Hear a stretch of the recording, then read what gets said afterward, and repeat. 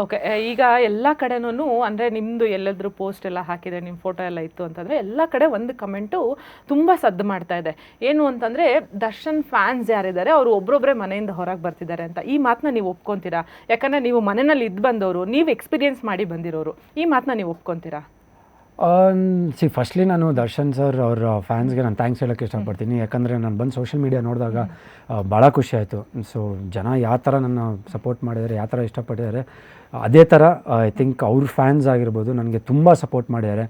ಪ್ರತಿಯೊಂದು ಕಮೆಂಟ್ ಬಾಕ್ಸಲ್ಲೂ ನೋಡಿದಾಗ ದರ್ಶನ್ ಸರ್ ಅವ್ರ ಪ್ರತಿಯೊಬ್ಬರು ಫ್ಯಾನ್ಸ್ ನನಗೆ ತುಂಬ ಲೈಕ್ ಅವ್ರಿಗೆ ಯಾವ ಥರ ಒಂದು ಸಪೋರ್ಟ್ ಲೆವೆಲ್ ಸಿಗುತ್ತೋ ನನಗೆ ದರ್ಶನ್ ಸರ್ ಅವ್ರ ಹುಡುಗ ನವಗ್ರಹ ಹುಡುಗ ಅಂತ ಹೇಳ್ಬಿಟ್ಟು ತುಂಬ ನನಗೆ ಸಪೋರ್ಟ್ ಮಾಡ್ಯಾರೆ.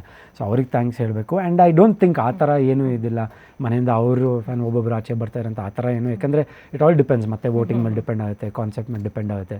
ಸೊ ಐ ಥಿಂಕ್ ಆ ಥರ ಏನಿಲ್ಲ. I think it's all very genuine, very ಟ್ರಾನ್ಸ್ಪರೆಂಟಾಗೇ ಮಾಡ್ತಾ ಇರೋದೆಲ್ಲ. ಬಿಗ್ ಬಾಸ್ ಮನೇಲಿ ನಡೀತಾರೆ, ತುಂಬ ಟ್ರಾನ್ಸ್ಪರೆಂಟ್ ಆಗಿರುತ್ತೆ.